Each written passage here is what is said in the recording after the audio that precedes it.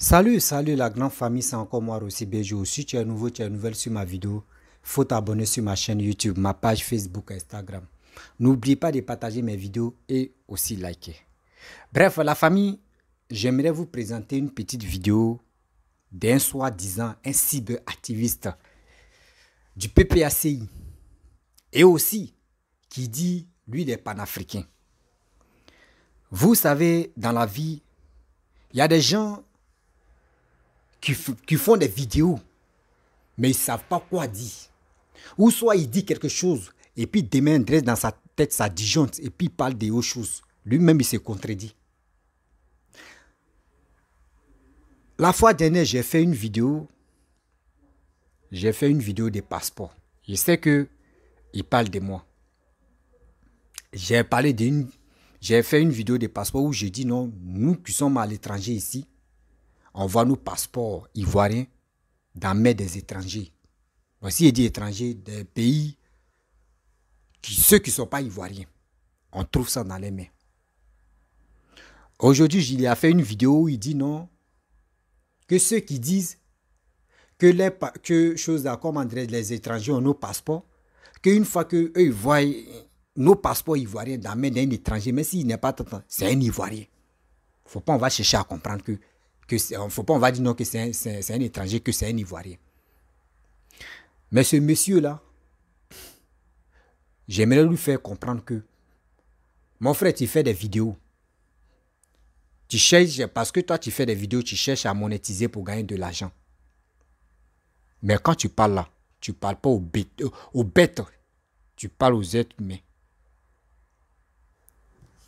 Nous, on dit, nos passeports là, ça nous coûte très cher. Si toi, tu vends ta fierté, et si toi, tu vends ton honneur, si tu vends ta dignité, nous, les Ivoiriens, nous, on ne vend pas ça. Nous, on ne vend pas pour nous là. Vous faites des vidéos parce que on va faire ça là. Oui, la famille. Bien avant que je vais rentrer dans le but du sujet, voici sa vidéo que j'aimerais vous faire montrer. Écoutez très bien. Parce qu'aujourd'hui, je vais changer de système de faire mes vidéos. Écoutez. Et je vais lui répondre pas à pas. Pas pour dire je vais être pressé. Non. Je vais prendre mon temps et puis je vais répondre à ses dits.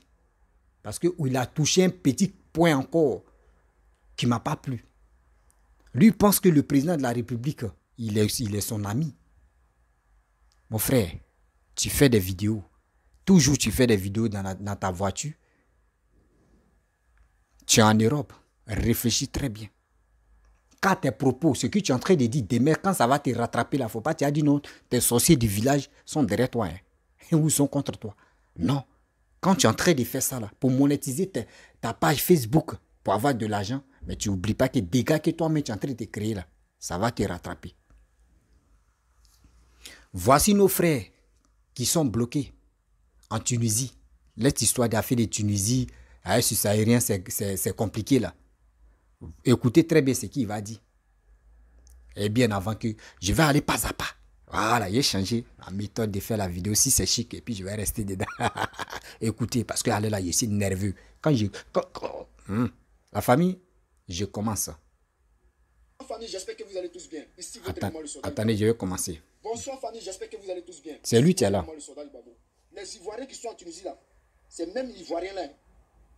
J'ai vu des gens qui ont fait des vidéos pour dire non, oui, telle personne a pris le passeport ivoirien, telle personne. Une fois que tu as le passeport ivoirien, c'est que tu es ivoirien. Il n'y a pas fait de dire, oui, on gagne le passeport ivoirien là facilement. Et tu as le passeport ivoirien là, c'est que tu es ivoirien.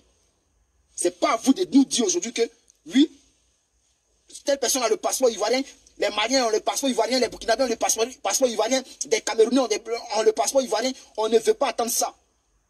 On ne veut pas attendre ça. Parce que c'est à cause de ça que vous avez fait la guerre à la Côte d'Ivoire. Que non, oui, c'est facile de gagner le passeport ivoirien. Hey, laissez pour vous là. Une fois que tu as le passeport ivoirien là, tu es ivoirien. Voilà. Point barre. Parce que c'est pour ça que vous avez fait la guerre à la Côte d'Ivoire. Donc arrêtez votre discours de oui, telle personne ou telle personne. Monsieur le président, lui, il a le passeport ivoirien. Foutez-nous la paix avec cette histoire-là. Tu as le passeport ivoirien là. Tu es ivoirien. Chers frères, vous savez tous que nos frères sont aujourd'hui en...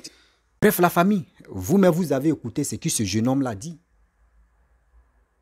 La fois dernière, j'ai fait une vidéo où j'ai dit, j'ai fait plus de 2 vidéos où j'ai dit non que oui, nos passeports vraiment sont dans les coulisses, sont dans l'aide des étrangers qui ne sont pas ivoiriens. Je n'ai jamais dit des Maliens, je n'ai jamais dit des Burkinabés. J'ai dit des Camerounais que moi je vois ici, à l'aventure. Eux, ils ont nos passeports, ils ont passeport ivoirien, ils ont passeport malien, ils ont passeport burkinabé, ils ont passeport guinéen, Guinée-Conakry dans les mains. Moi, je connais ces gens-là. Je connais ces gens-là. Vous comprenez? Tu dis non que oui, c'est ça l'histoire des passeports qui a envoyé la guerre en Côte d'Ivoire. Vous voyez des gens comme ça. Ils ne savent plus quoi dire. Quand on vous dit non que les cyberactivistes de 2 balles qui sont sur les réseaux sociaux, qui polluent qui est en train de détruire la génération, future génération qui est en train de se préparer là. C'est ceux-là qui sont en train de détruire ceux-là. C'est ceux-là comme ça qui sont en train de détruire ces gens-là.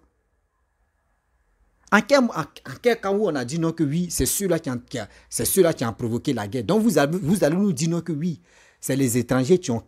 Ça a fait des passeports qui ont envoyé la guerre en Côte d'Ivoire. Ah, vous oubliez vite, hein. Vous oubliez vite, hein. Vous oubliez vite, hein. C'est pas vous hier. Vous avez dit non que oui, papa doit distribuer. Oui, pour aller voter, papa doit distribuer. Que oui, Alassane a distribué. Oui, il est étranger. Ah. C'est pas vous avez parlé de ça. Aujourd'hui encore, tu dis non que oui, c'est ça là qui a envoyé la guerre. Regardez comment on est où là. On est où là? On est où là? Mettez-nous au top. Mettez-nous au top. Voici encore. Je vais vous faire écouter. Sa deuxième. On est dedans, hein, c'est la même vidéo continue. Écoutez très bien. On va. Parce que ça a fait de Tunisie maintenant, on va décortiquer bien. Avec cette histoire-là. Tu as le passeport ivoirien là. Tu es ivoirien. Chers frères, vous savez tous que nos frères sont aujourd'hui en difficulté en Tunisie. Et aujourd'hui, le gouvernement de Côte d'Ivoire a décidé de faire rentrer les Ivoiriens qui sont bloqués en Tunisie. Et il y a eu des personnes qui se sont enregistrées pour rentrer en Côte d'Ivoire. Sur 5000 personnes, il y a 500 personnes. Le gouvernement de Côte d'Ivoire a décidé de décaisser 1 milliard de francs CFA pour ces jeunes-là. Donc, sur ces 500 personnes qui ont décidé de rentrer en Côte d'Ivoire, on suppose que chacun a 2 millions de francs CFA. Lorsqu'ils arrivent en Côte d'Ivoire, on les prend en charge. Il y a des ONG qui vont les prendre en charge et ensuite, ils vont les donner 2 millions de francs CFA chacun. C'est ce que je comprends. Lorsqu'on me dit non que il y a eu 500 personnes qui ont décidé de rentrer en Côte d'Ivoire et que le gouvernement de Côte d'Ivoire décide de les remettre 1 milliard de francs CFA. Donc je suppose que chacun aura au moins 2 millions.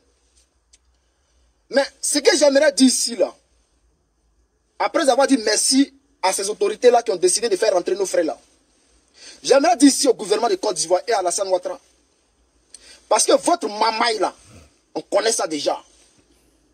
On a vu les jeunes qui étaient bloqués en Libye et que vous avez fait rentrer en Côte d'Ivoire. Ces jeunes-là, vous avez crié sur la toile que vous allez trouver des emplois pour eux et que vous aviez décaissé des milliards pour insérer ces jeunes-là. Au final, nous avons entendu que les jeunes-là, ces jeunes-là même ont fait des témoignages où ils ont dit que ils ont reçu que 30 000 francs. Je dis bien 30 000 francs CFA avec un sac de riz pour rentrer chez eux. Parce qu'à chaque fois, lorsqu'on parle de quelque chose, vous mettez l'argent devant. Lorsqu'on parle de quelque chose pour décaisser l'argent de la caisse dans la caisse de l'État, vous dites non, on prend tel milliard pour faire telle chose. Et au finish, on voit que ce n'est pas cette somme-là. La somme que vous avez présentée, ce n'est pas cette somme-là que vous utilisez pour faire ce que vous dites. Donc, ce que j'aimerais dire, chef. Bref, la famille, vous avez écouté nos jeunes frères, ce qu'il a dit. Il dit ce que le gouvernement propose, qu'il dit non que oui, ils vont donner combien de milliards ou combien de milliards à leurs frères, eux ne donnent pas. Ils ont vu qu'il y a eu 500 personnes ou combien de personnes qui sont en Tunisie. Mon frère, tu n'as rien encore dit. Tu sais très bien que Même au Maroc où moi je suis là, je prends l'exemple. Hein. Moi, je ne calcule pas trop loin. Même au Maroc où je suis ici là, moi je suis venu par vol. Nous qui sommes venus par vol là, nous là, au consulat là-bas, là, on sait déjà que il y a un Ivoirien qui s'appelle Rossi, qui est ici, qui est au Maroc ici, qui ne s'est pas encore retourné. Eux savent déjà. Mais ceux qui passent par les ragoûts, par les bois, par les trous des rats, je ne peux pas dire, ceux qui passent par choses comme, comment dirais-je,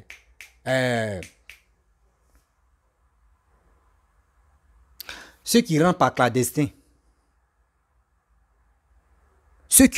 clandestin, ceux-là, leurs noms ne sont pas affichés. Leurs noms ne sont pas affichés. Donc ça veut dire, même au Maroc où je suis là, ceux qui rentrent par clandestin, là, les Ivoiriens qui sont rentrés par clandestin, là, sont nombreux même que ceux qui sont rentrés par la voie légale. Au Maroc ici. Donc aujourd'hui, si on dit non qu'ils ont décaissé plus de 1 milliard pour les Ivoiriens, pour au moins 500 personnes, ou 5000 personnes qui sont en Tunisie, 500 personnes qui sont en Tunisie. Mais imagine-toi, en Abassa, c'est déclaré là-bas 500 personnes qui sont rentrées par la voie légale. Mais et ceux qui sont rentrés par chose, comment dirais-je, par clandestin, est-ce que vous connaissez le nombre de ceux-là? Est-ce que vous connaissez le nombre de ceux-là? Sérieux, est-ce que vraiment, il y a des gens qui veulent parler parce que les gars veulent parler? Les gars veulent parler. Mon frère. Ça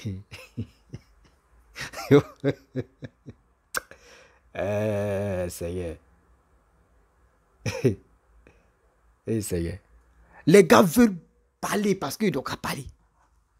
Je continue encore. Ça y est. Quand il dit, il y a ce truc-là, et je vais m'asseoir, il va me connaître. Vous dites. Donc, ce que j'aimerais dire, chers frères, parce qu'à chaque fois, quand vous dites quelque chose, c'est pas ce que vous faites. Vous avez décidé de donner 1 milliard à ces jeunes-là. Donc, chacun aura 2 millions. Donc, il faut que ces jeunes-là reçoivent cet argent-là. Parce que, si cette histoire de Libye, je ne sais pas, en 2017 ou 2016, là, je ne sais même plus c'était en quelle année, là, 2017, 2016, vous avez décidé de faire rentrer ces jeunes-là, et à la suite, vous avez parlé des milliards que vous allez insérer ces jeunes-là, et au finish, vous avez remis 30 000 francs CFA et un sac de riz à chaque jeune pour rentrer chez eux. Donc cette fois-ci là, on vous regarde. À chaque fois, quand il y a quelque chose, vous sortez pour parler. Oh, on sort 1 milliard, 2 milliards, 3 milliards. Cette fois-ci là, on veut voir aussi des vidéos communiquées qui va dire que vous avez remis la somme de 2 millions de francs CFA à chaque jeune. Maintenant, en ce qui concerne les jeunes qui sont rentrés là, est-ce que vous connaissez la situation de chaque jeune en Tunisie? Quels moyens vous avez mis en place pour aller croiser chaque jeune qui vient en Tunisie? Parce que si 5000, je ne pense pas que 500 personnes seulement vont décider de rentrer en Côte d'Ivoire. Il y a des jeunes qui sont dans certaines villes où ils ne peuvent même pas sortir. Donc, je ne sais pas quels moyens vous avez mis en place pour vous déplacer, pour aller rencontrer chaque jeune.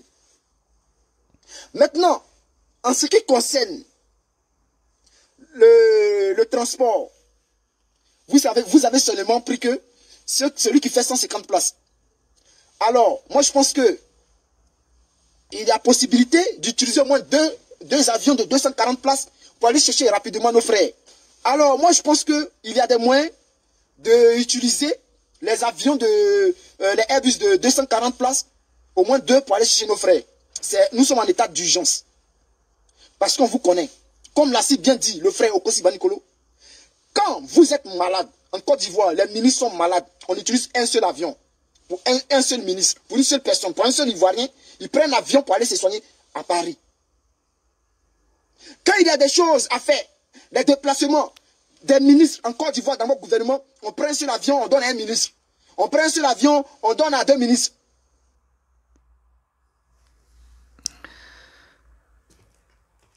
Vous avez entendu ce qu'il a dit? Seigneur. Bonsoir, famille, j'espère que vous allez Vous avez entendu ce monsieur-là? Moi, mais ça me fait rire d'abord. Vous savez, la famille, ce gars-là, c'est pas pour dire crier. Crier si dans ta vidéo, c'est ça, tu vas te donner incitation pour dire ce que tu es en train de dire là, vraiment, tu es dans la vérité. Mon frère, tu rencontres que des bêtises. Tu rencontres que des bêtises. Tu dis, Baba Nicolochi a dit non. Pourquoi ils ont envoyé comment dire, l'avion qui peut prendre plus de 200 personnes ou combien de 100 et quelques personnes. Mais quand toi, tu t'assois, tu réfléchis là. Il y a combien de personnes qui disent veut se retourner? Ceux qui sont allés signer retour volontaire là, ils sont combien de personnes? Tu dis ils n'ont qu'à envoyer 2 avions. Mais quand les 2 avions vont arriver là-bas là, il y a l'autre mec qui va se retourner vide même. Il y a l'autre qui va se retourner vide. Parce qu'il y a d'autres Ivoiriens mais qui ne veulent pas venir. Eux, ils veulent rester là-bas en attendant. Moi, les gens m'appellent. Eux m'appellent au jour, matin, midi, soir pour me dire, ah mon frère, nous on est en train de regarder le temps d'abord, hein, parce que nous on est cachés ici, on veut que, au moins pour n'a qu'à se calmer, et bien avant que nous on va prendre la route de l'Europe. Les gens me disent, bon, cachez-vous. Si c'est comme ça, par exemple, si vous ne voulez pas rentrer au pays, ceux qui cachez-vous encore. Vous dites non, qu'ils n'ont qu'à envoyer 2 avions. Mais les 2 avions qui vont venir, qui vont arriver là-bas, là, avec les 2 avions là, l'autre va venir comme ça, vide. Parce que d'autres Ivoiriens ne veulent pas venir en Côte d'Ivoire. Et je reviens sur le passeport. Mon frère, nous là, le passeport ivoirien, c'est notre vie. Le passeport ivoirien, c'est notre vie. Nous, on dit on en a marre de voir les étrangers, nos passeports dans les mains, puis les gars font des bêtises à l'étranger ici. Nous, on voit ça ici. On voit ça ici aujourd'hui, on voit ça ici demain. C'est pour cela qu'on est en train d'interpeller le gouvernement ivoirien. Surtout moi-même, c'est moi qui ai fait là. J'avoue, mais quand il parle André, ça rentre dans vos oreilles. Tu m'as répondu. Moi, j'ai décidé de dire, mais pourquoi? Le pourquoi des étrangers ont nos passeports. Et je me pose la question, comment ils ont eu? Comment ils ont fait? Et puis aujourd'hui, ils ont eu ça là. Mais mon frère, mon jeune frère, tu vas regarder ma vidéo, je sais qu'ils vont t'envoyer. Assieds-toi. Très bientôt, le 10 de ce mois-là. Au Dieu le 7, non. Le 10 de ce mois-là. Je vais faire un direct ça. Et il y a quelqu'un, il y a des gens qui m'ont appelé. Où on livre le passeport ivoirien là. Je ne peux pas dire le nom des pays là, mais où on livre le passeport ivoirien là. La personne va dire, lui il dit, il a déjà travaillé là-bas. Qu'il connaît des gens qui ont travaillé dans ce coin là. Faut bien, ça n'a qu'à rentrer dans tes oreilles. Quand tu es dans tes oreilles là, faut enlever. Parce que le 10 ou entre le 10 ou le 11, le 12 là, les 3 jours là, tu vas attendre. Vous ne faites pas recherche. Vous êtes là, Draman a très tué, Draman. C'est à la violence, vous parlez. Nous, on ne parle pas à la violence, nous, on parle en souplesse. Et puis, ça rentre dans les oreilles des gens. Mais quand il y a caillou dans tes oreilles, nous, on parle en souplesse. Et puis, ça rentre dans tes oreilles. On n'est pas là pour dire... Non, on ne fait pas ça. C'est méchant. C'est méchant. Vous comprenez? Dans la vie, on dit voici vos jeunes frères, jeunes sœurs qui sont en train de mourir. Ils sont là mourir là-bas, Guinée équatoriale. Les gens sont bloqués là-bas, ils sont emprisonnés. Mais il n'y a pas quelqu'un que tu peux dénoncer. Vous dites, vous êtes panafricain, vous parlez, oui, on est panafricain, on est panafricain. Mais pourquoi cette histoire-là? Je parle de ça toujours, pourquoi vous ne parlez pas de ça? Quand je parle là, vous m'écoutez, non? Vous prenez votre temps pour m'écouter, non? Mais pourquoi vous ne dénoncez pas ce qui se passe en Guinée équatoriale? Pourquoi vous ne parlez pas de ça? C'est parce que vous êtes ignorant. Parce que vous faites un combat, de dire on fait un combat des panafricains, mais vous ne faites pas un combat des panafricains. Vous faites un combat inutile. Vous faites un combat inutile. Que oui, c'est... La famille m'a arrêté là parce que ce gars-là, s'il continue de parler là, il risque de prendre balle perdue. Et après moi, mais je vais regretter. Je me parle. Voilà, famille. Il y a des gens, je ne vais plus les répondre sérieux. Il y a des gens, je ne vais plus... parce que ces individus mal intentionnés comme ça, c'est lui qui dit de... Eh mon frère, tu peux faire des choses comme ça. Ce président, le bon président que Dieu nous a donné, Papa Ado. Quand vous le voyez comme ça, là, ça vous fait... Vous voulez mourir. Eh non, un président qui fatigue le moral de tout le monde.